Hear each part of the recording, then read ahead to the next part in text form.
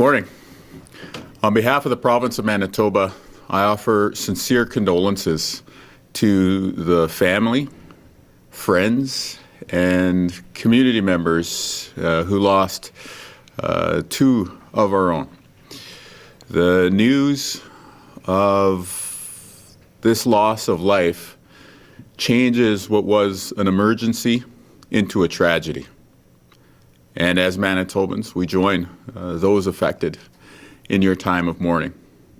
The flags are flying at half-mast here at the Manitoba legislature as a small gesture towards the sympathies that we feel and how this latest turn in this year's wildfire situation hits on a different emotional level. Yesterday and into this morning, the folks on the front lines have been standing up and responding to the call of duty above and beyond. And I know that the average everyday Manitoban is talking about what's happening, and we're changing our plans for this coming long weekend. And so a big part of the message today is asking folks who I know want to do the right thing and want to do what we can to help to listen to evacuation orders, particularly the latest orders that are coming in the Whiteshell Provincial Park. No matter where you are in Manitoba, we're also asking no fires, please. Any fire that goes out of control, even in an area that's not dealing with wildfire, could potentially pull resources away from the front lines where we urgently need help. And of course, you know, May Long is often a special time. This will be a May Long where we're asking for rain, maybe unlike other years.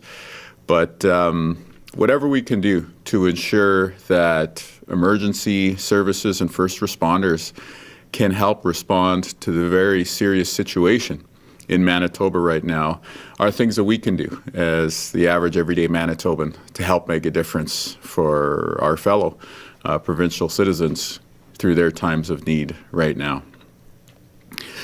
When we're talking about the situation and the current state of play, there were additional evacuations last night. The community of Woodridge, just I guess south of the Sandylands area in Manitoba, was evacuated. It's about 300 people that we're talking about here, which means that today, just looking at the amount of people registered, it's over 1,000. That is probably a low number because not everyone has registered with your local reception centers. But we do ask folks, if you are out, to please register. It helps us more than anything to be able to account for people when it comes to safety. But also, very importantly, it helps to make sure that people are going to get the emergency social services and other supports that you need while you're out of your homes. At the same time that we have more than 1,000 Manitobans out of our homes, in Winnipeg and other communities in southern Manitoba, we're also hosting more than 1,200 people from Ontario. And so there are a ton of people stepping up, not just on the front lines, but also just by being good hosts and showing that friendly Manitoban hospitality right now. So again, please obey evacuation orders. No fires, please, even if there is not an official fire ban in your part of the province. And in order to back up these measures, later this morning, the province of Manitoba will be declaring a state of emergency in the Whiteshell Provincial Park. That will allow those who work in the Park Service and others in that area to have the emergency powers that they need to keep you safe. It will also help to ensure that the evacuation, which will be taking place today, will be able to proceed in a way that keeps Manitobans safe, keeps first responders safe, and allows us to fight the wildfire situation with a lot of the efficiency that's required. So with that in mind, I want to thank all the firefighters, the folks from the Manitoba Wildfire Service, folks who've joined us from other provinces, people from local fire departments who've been stepping up to fight the blazes in many regions of Manitoba.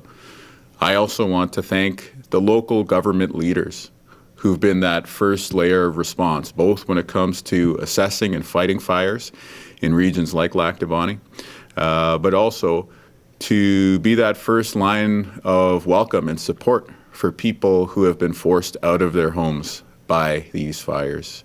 I cannot say enough about the prep work and the planning that our municipal and local leaders have been doing, the local fire chiefs included. And when you see the effectiveness of their response, it really speaks to not only that lead work that they did, but also their ability to respond calmly and effectively under pressure. So on behalf of the province of Manitoba, we thank you. I also want to thank the evacuees who are being patient and who are working with our officials and ensuring that we're just going to put our collective interests as Manitobans first and foremost when it comes to safety and preserving lives, livelihoods, and property. And of course, to everybody who's hosting evacuees in Winnipeg, in Altona, in Morris, in Steinbach, and other communities across the province, I want to say thanks for stepping up during people's time of need. So this May long weekend is going to be challenging in Manitoba. Not only are we dealing with wildfires in the east where we could use a lot of rain to help us out, we're also dealing with an overland flood warning in western Manitoba as a result of too much precipitation potentially coming in that part of the province. So this May long weekend is certainly going to be something that a lot of families have looked forward to. But I also want to ask that we all work together during this difficult period to make sure that our emergency services and first responders have the space and the capacity to respond to some really serious situations across Manitoba. So perhaps some plans need to change, some reservations in the Whiteshell will be refunded, but these are simple things that we can do as Manitobans to help our fellow citizens get through some very tough times. So with that in mind, perhaps I'll turn it over to Kristen with a bit of an update from the Wildfire Service. Thank you, Premier.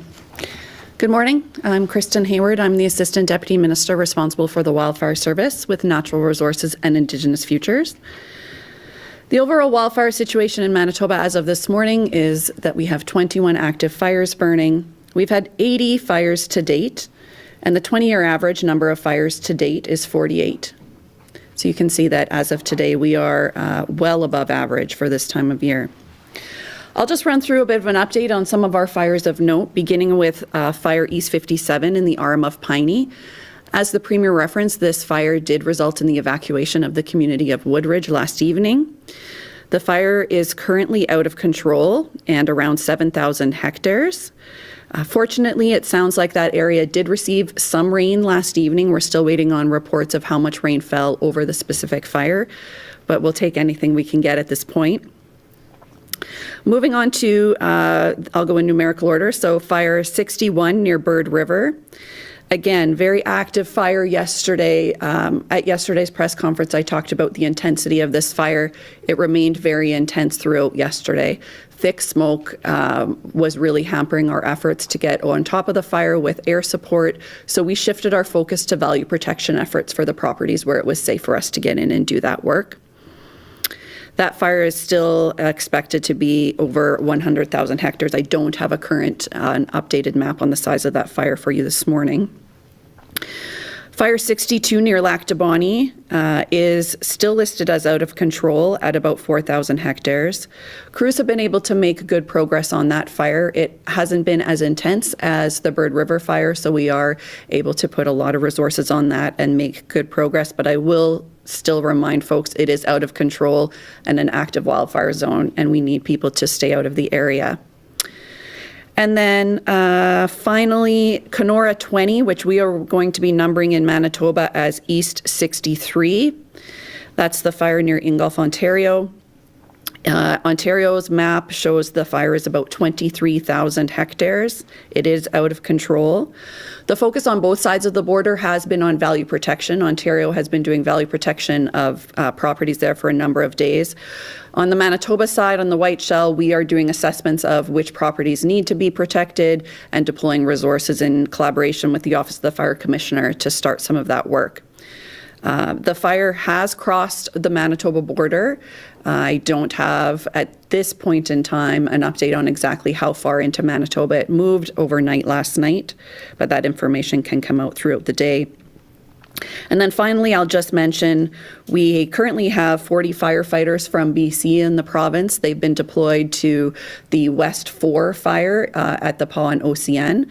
There is still some important work that needs to happen on that fire to ensure that any hotspots are taken care of. So crews are finishing up some of that work right now. If there is an opportunity to redeploy some of those staff to the eastern region, we are certainly looking at doing that. We are grateful to BC for their support. And yesterday, we also made a request through the Canadian Interagency Forest Fire Centre for an additional 80 firefighters to come to Manitoba. We are hopeful that we will be receiving those from across Canada. All jurisdictions participate in that resource exchange, but I don't have any details at this time on confirmation of how many or where they will be coming from. Thank you. Thanks. Well, we'll go to Christine with an update from emergency measures. Thank you, Premier. So Manitoba EMO does continue to coordinate response with local authorities, provincial and federal partners. We have deployed regional emergency coordinators to the RM of Alexander, Lac-du-Bonnet, and the RM of Piney to provide support to those local authorities in coordinating their response. Today, we have announced closure of the Whiteshell Provincial Park to come into effect at 9 a.m. Everyone will need to be out by 1 p.m. today. So we are asking Manitobans to please cooperate with park officials and local authorities in exiting the park at 1 p.m. Please listen to their directions. And we are asking Manitobans to please provide space to those responding to this event. Like we said, this situation is very dynamic. We are asking Manitobans to monitor messaging from local authorities and to heed their advice and direction and not delay responding as they direct you to. Thank you. All right, thanks to you both. We can open it up to questions in the room here. Monsieur Kinew, quel est votre message pour les familles et les personnes affectées par les feux? Bien, premièrement, je suis très désolé de ce qui est arrivé. Toutes nos condoléances sont avec les familles et puis les amis qui ont perdu ces personnes. Et puis, en tant que le premier ministre du Manitoba, quand on perd de la vie, ça change une situation d'une situation d'urgence à une tragédie. With 2 people losing their lives, and we're hearing other stories of people leaving these areas and having very close calls, should evacuation orders, or could have they been issued sooner? I think the first thing that comes to mind is, as I just said in French, what comes to mind is that, when you lose lives, it changes the situation from an emergency to a tragedy. And when we have local leaders stepping up and declaring that an area needs to be evacuated, when you have firefighters going into areas like that and putting themselves in danger, I think it's very, very important for the rest of us as Manitobans to show respect for that work and to just give the space for that to proceed. And so I think the big message that we have here today is this is a really serious situation we're in Manitoba right now. And the average person I know wants to help. How can we do so? Let's just follow the orders, work with officials, whether they're provincial or local government officials, and make sure that we're doing what we can to keep each other safe. Why weren't evacuation orders sent out to people's cell phones? I mean, I know some of these areas won't have cell service, but is that something that could have been done in a situation? That is a tool that has been part of the discussion of being used. When we talk about the response, we're talking about following a plan that has been set up and drilled and practiced. And because of that prep work, we don't necessarily want to change, I guess, the MO unless there's a serious, call for that to happen. So I can tell you that the idea of putting out an emergency alert was part of the discussions that we've had. But in the first instance, we go with the plan that's been drilled locally. There's some confusion that kind of cropped up yesterday with the Whiteshell evacuation orders. Can you just explain the reasoning for evacuating the entire park? Some people in kind of the south area, Falcon Lake, might think that the fire is still far away. Just explain the reasoning behind evacuating the whole park. Well, I could provide a bit of a maybe an operational, but then I can talk about the big picture explanation behind that. And, you know, Christine, I think, did a wonderful job yesterday explaining why this order was being triggered. So we hear the on-the-ground local expertise of people who work in the park. And, you know, they give us an update there. It's a very serious situation. As we were going through the day yesterday, you had maybe 30 of the 239 permanent residents being forced out. And so then it becomes a conversation not just with the Parks branch, but also with EMO, with the Wildfire service, and they bring their expertise to bear. We're giving you an update today that says there are several fires out of control in this region. The Whiteshell Provincial Park has limited number of access roads. And bringing this to the bigger picture, we lost lives in Manitoba yesterday. This is a serious situation, and I think everyone will understand that we are going to definitely take the cautious and safety-minded approach in this situation. And so that's why, beyond the update that was shared yesterday about the closure and evacuation, we're going that additional step of declaring a state of emergency in the Whiteshell, which will give additional powers to be able to just ensure not only that the evacuation moves forward, but as we fight fire in the region, that the firefighters are able to do what they need to do in order to keep people safe and to protect structures and to do the value protection, as you hear spoken about. Have you considered a province-wide state of emergency? You know, everything's always, you know, open in terms of tools in the toolbox, but at this point, we have the tools that we need to respond. I can tell you that some of the other discussions that are underway are talking about those, you know, considerations like the financial assistance piece and potentially looking at the federal program there. So these are all tools that are in the toolbox. The message that we're sharing in terms of the tools that we have, the way we can make a difference right now is no fires, state of emergency in the Whiteshell, and let's listen and comply when a local official or a provincial official comes forward and asks for your help with something. Regarding the additional firefighters, is it realistically how soon could help arrive from outside of the province? Yeah, we had a good discussion yesterday with Premier Ford in Ontario, and he's certainly willing to help. It's a bit of a balancing act, I think, for the other jurisdictions who are dealing with their own firefighting situations. We can see right on the other side of the Ontario border, there's a serious situation there with more than 1,200 people out. So in the conversations earlier today, we were hopeful maybe in the latter part of this long weekend that we could see some of those resources start to arrive. How many people does the Whiteshell closure impact? Like, how many people are there that would have to leave? Yeah, well, the 239 permanent residents, like year-round residences, just in case my elocution's not making that clear. That provides you a baseline. On top of that, you got the commercial operators. So we're going to be looking to ask everyone to leave, with the exception of those really critically important park staff, as well as those necessary to fight the fires. Kristen, there is rain, but the forecast is calling for east winds 30 gusting to 50. How problematic could that be for that fire along the Manitoba-Ontario border? You mentioned it had crossed the border last evening. That's definitely not the wind direction or speed that we were wanting. We're definitely going to be watching that and doing some of our own forecasting and analysis today to better understand what that might mean throughout the day and into tomorrow as well. Did that play into the park closing, like that wind?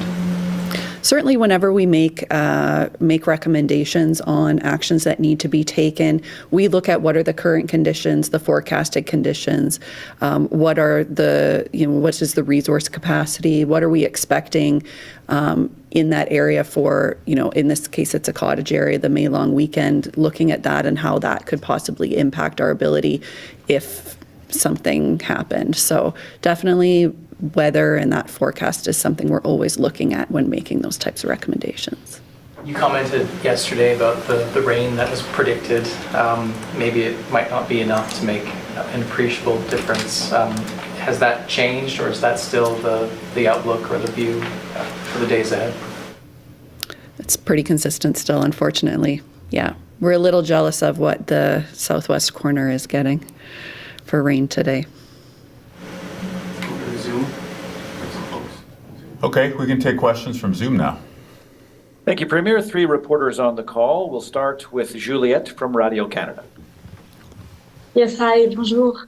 Est-ce que vous pourriez répéter le nombre de pompiers que vous espérez avoir qui puissent venir en aide dans la province?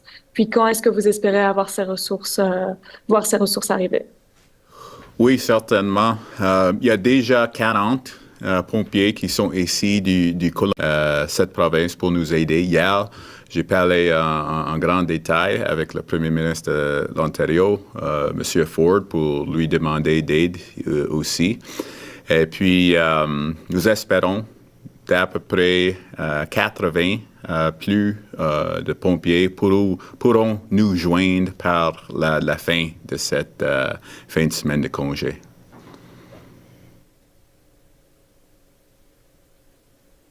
Okay, Juliette, did you have a follow-up? All good for me, thank you. Okay, merci. Moving next to the Brandon Sun and Alex.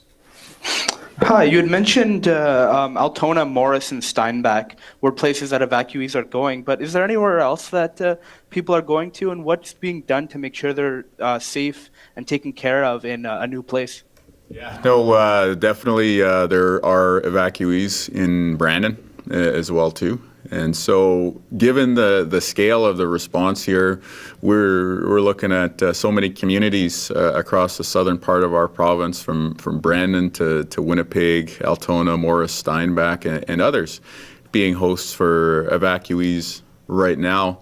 We're doing a lot, and it really depends where folks are coming from. I'd say the large majority of folks who've come to the province from northwestern Ontario will be receiving support from the Canadian Red Cross.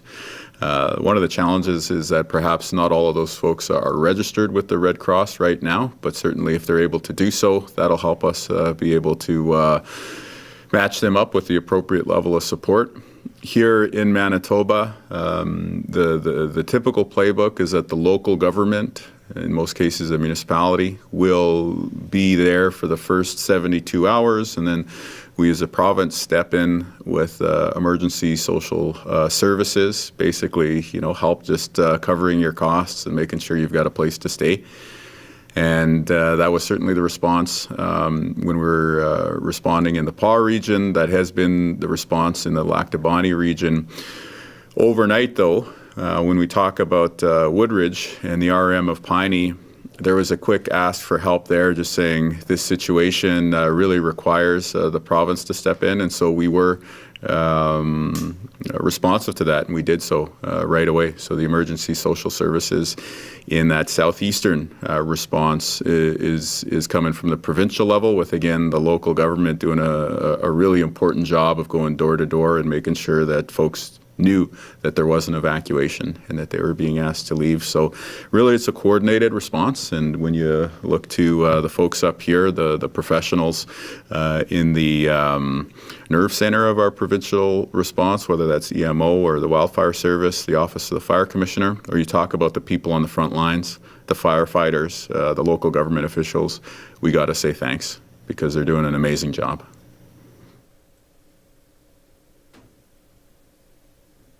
Do you know? Follow-up? Yeah. Yes, sorry. Do you know where the people coming to Westman are from, and if there's any other communities that they're coming to in the Westman region, and how many?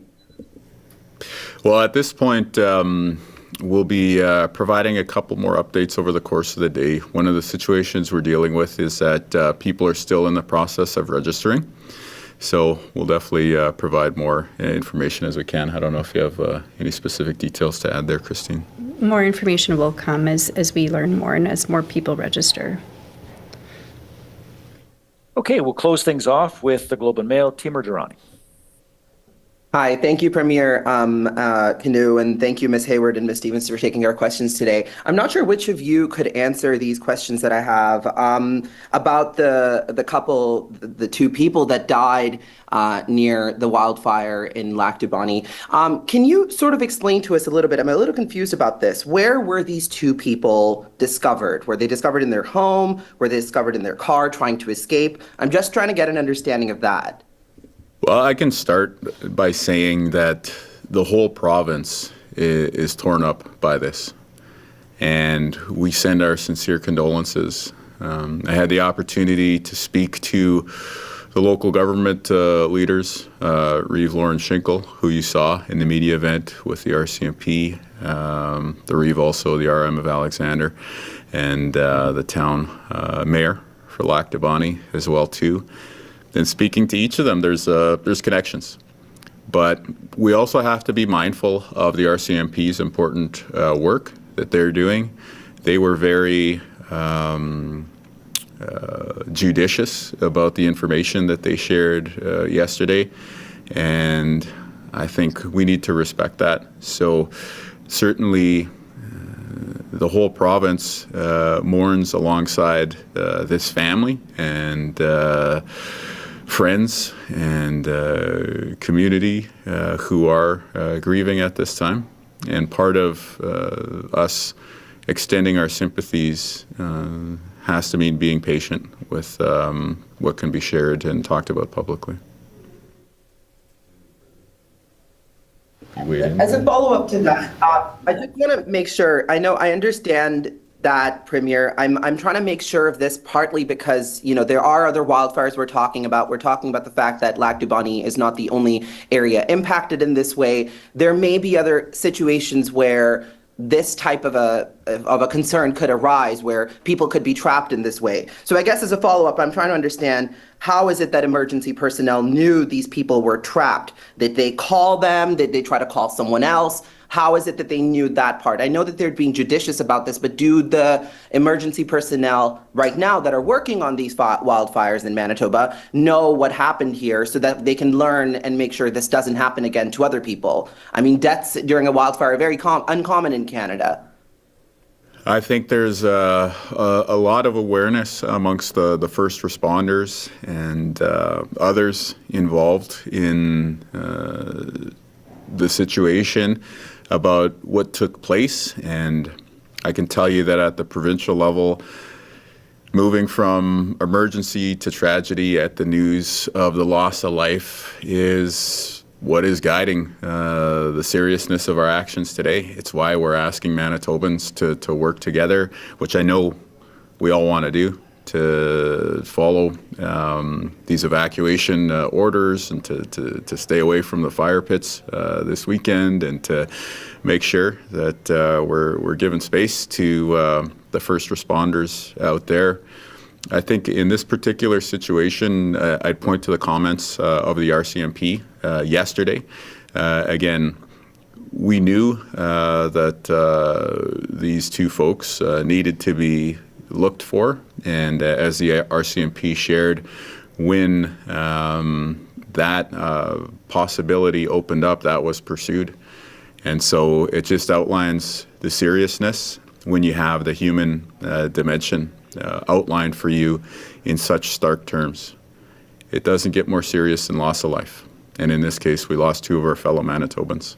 So we're heading into a long weekend that is going to be challenging. You have a flood warning on the west side of the province and numerous out-of-control fires on the eastern side of the province. So what can we do as the average Manitoban who may just feel caught in the middle?